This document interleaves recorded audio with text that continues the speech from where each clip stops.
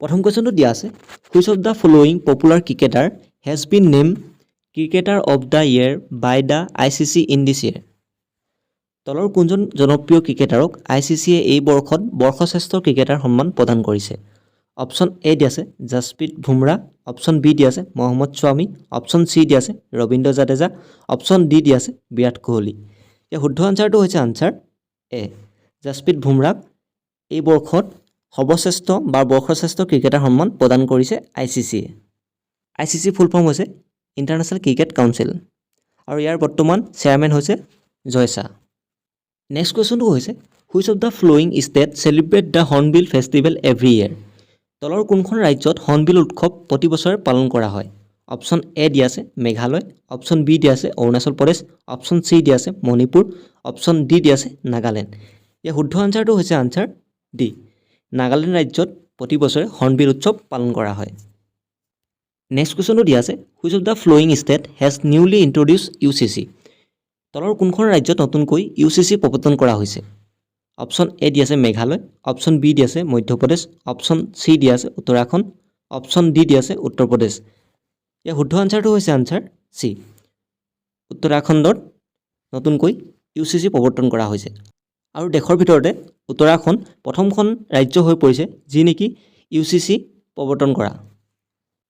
Next কুৱেশ্যনটো দিয়া আছে Uttarakhand has introduced the first UCC bill in the country, what is the full form of UCC। উত্তৰাখণ্ডত দেশৰ ভিতৰত প্ৰথম UCC বিল প্ৰৱৰ্তন কৰা হৈছে। UCCৰ সম্পূৰ্ণ ৰূপটো কি?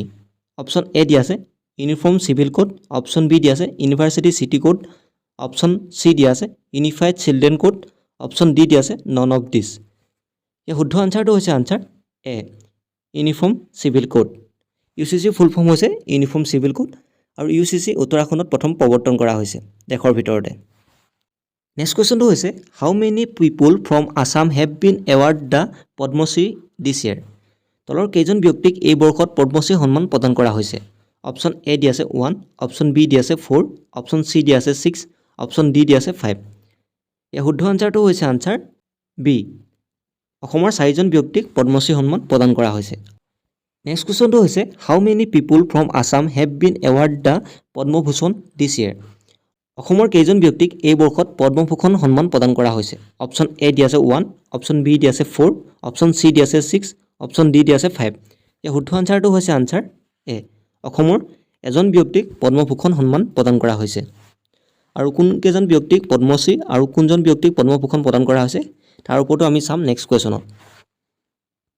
নেক্সট কুৱেশ্যনটো হৈছে who has bin award the Padma Bhushan this year. অসমৰ কোনজন ব্যক্তিক এই বৰ্ষত পদ্মভূষণ সন্মান প্ৰদান কৰা হৈছে? অপশ্যন এ দিয়া আছে জয়নাচৰণ বাথাউৰি, অপশ্যন বি দিয়া আছে ৰেৱকান্ত মহন্ত, অপশ্যন চি দিয়া আছে অনিল কুমাৰ বড়ো, অপশ্যন ডি দিয়া আছে যতীন গোস্বামী। ইয়াৰ শুদ্ধ আনচাৰটো হৈছে আনচাৰ ডি অসমৰ যতীন গোস্বামী দেৱক পদ্মভূষণ সন্মান প্ৰদান কৰা হৈছে।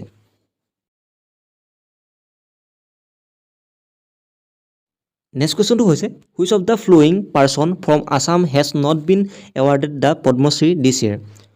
অসমৰ তলৰ কোনজন ব্যক্তিক এই বৰ্ষত পদ্মশ্ৰী সন্মান প্ৰদান কৰা হোৱা নাই? অপশ্যন এ দিয়া আছে জয়নাচৰণ বাথাউৰি, অপশ্যন বি দিয়া আছে ৰেৱকান্ত মহন্ত, অপশ্যন চি দিয়া আছে অনিল কুমাৰ বড়ো, অপশ্যন ডি দিয়া আছে যতীন গোস্বামী। ইয়াৰ শুদ্ধ আনচাৰটো হৈছে আনচাৰ ডি যতীন গোস্বামীক পদ্মশ্ৰী এৱাৰ্ড প্ৰদান কৰা হোৱা নাই, তেওঁক পদ্মভূষণ সন্মান প্ৰদান কৰা হৈছে। আৰু যি জয়নাচৰণ বাথাউৰি, ৰেৱকান্ত মহন্ত, অনিল কুমাৰ বড়ো এই তিনিজনক পদ্মশ্ৰী সন্মান প্ৰদান কৰা হৈছে। নেক্সট কুৱেশ্যনটো হৈছে Jatin Goswami has been awarded the Padma Bhushan from which field. Jatin গোস্বামীক কোনটো বিষয়ত পদ্মভূষণ সন্মানেৰে সন্মানিত কৰা হৈছিল?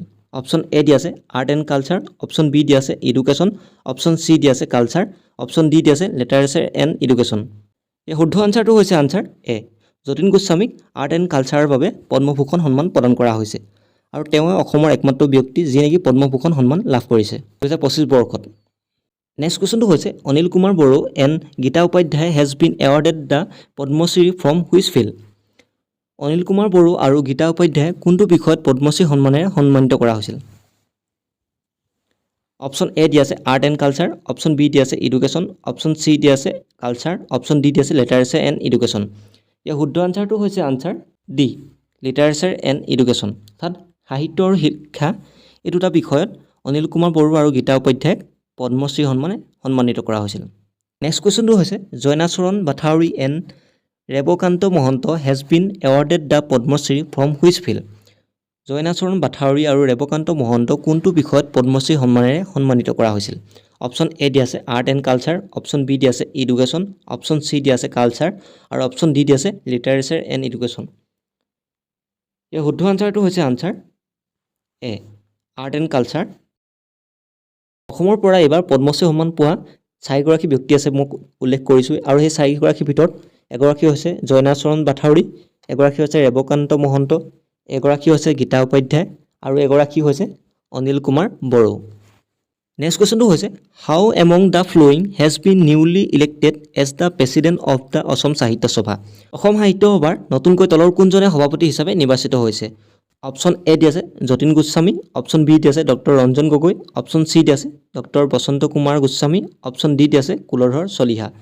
ইয়াৰ শুদ্ধ আনচাৰটো হৈছে আনচাৰ চি।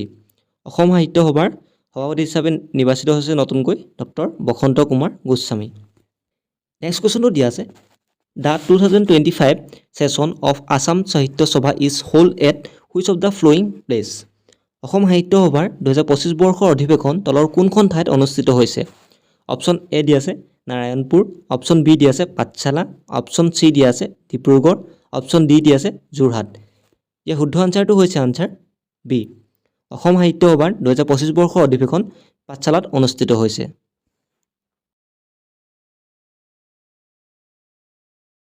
নেক্সট কুৱেশ্যনটো হৈছে how many session are there in 2025 session of the Assam Sahitya সভা।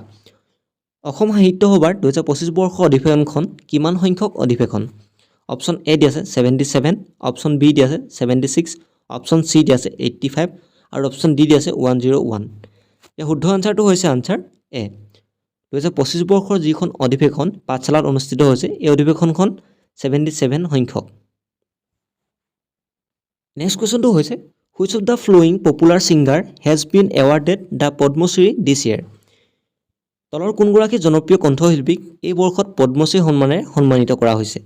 অপশ্যন এ দিয়া আছে জুবিন নাটিয়াল, অপশ্যন বি দিয়া আছে অৰিজিত সিং, অপশ্যন চি দিয়া আছে পাপন মহন্ত, অপশ্যন ডি দিয়া আছে নেহা কাক্কাৰ।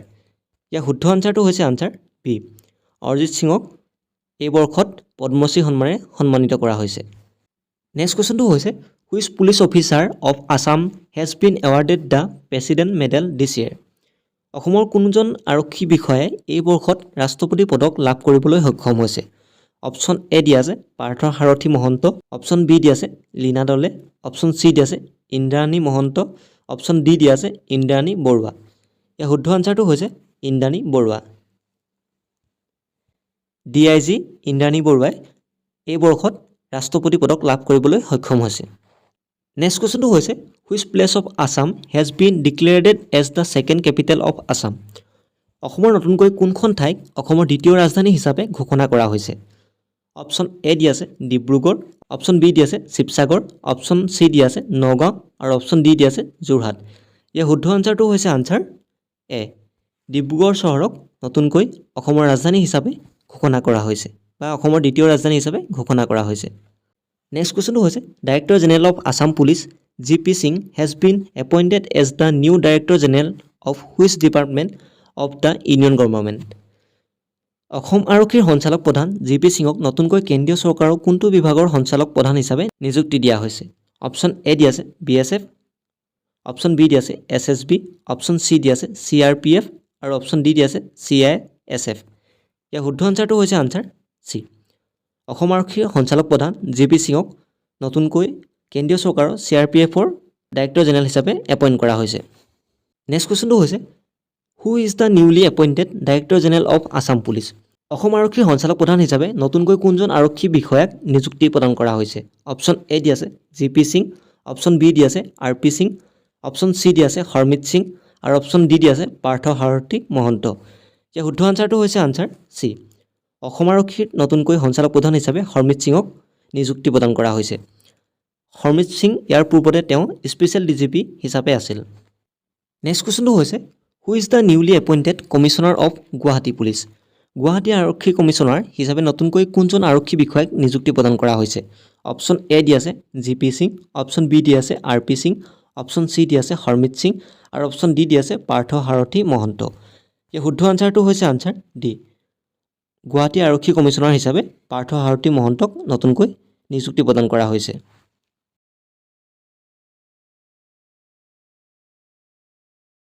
নেক্সট কুৱেশ্যনটো হৈছে who has been appointed as the new director of Lachit Borphukan police academy. Lachit Borphukan police academy নতুন ডাইৰেক্টৰ হিচাপে কাক নিযুক্তি প্ৰদান কৰা হৈছে?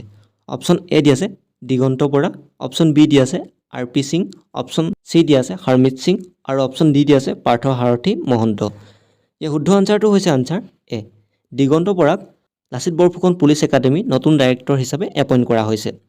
আৰু লাচিত বৰফুকন পুলিচ একাডেমীখন কোনখন ডিষ্ট্ৰিক্টত অৱস্থিত সুধিব পাৰে, তেতিয়া হ'ব গোলাঘাট ডিষ্ট্ৰিক্টত অৱস্থিত। আৰু কোনখন ঠাইত অৱস্থিত বুলি ক'লে দেৰগাঁৱত অৱস্থিত।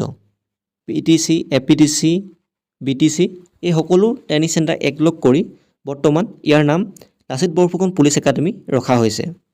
আৰু দিগন্ত বৰা লাচিত বৰফুকন পুলিচ একাডেমীৰ ডাইৰেক্টৰ হোৱাৰ আগত তেওঁ গুৱাহাটী পুলিচ কমিশ্যনাৰ আছিল। তোমালোকক যদি আমাৰ প্ৰতিটো ভিডিঅ'ৰ বা প্ৰতিটো মক টেষ্টৰ PDF-সমূহ প্ৰয়োজন হয় তেনেহ'লে আমাৰ লগত টেলিগ্ৰামত জইন হ'ব পাৰা। তাৰ বাবে তোমালোকে এই QR কোডটো স্কেন কৰি জইন হ'ব পাৰিবা, নতুবা তোমালোকে টেলিগ্ৰামত গৈ ব্লগ উইথ ষ্টাডি বুলি চাৰ্চ কৰিও জইন হ'ব পাৰা। তাত তোমালোকক আমি সকলো ধৰণে সহায় কৰিম। তোমালোকক প্ৰয়োজন হোৱা সকলো PDF আমি দিবলৈ চেষ্টা কৰিম।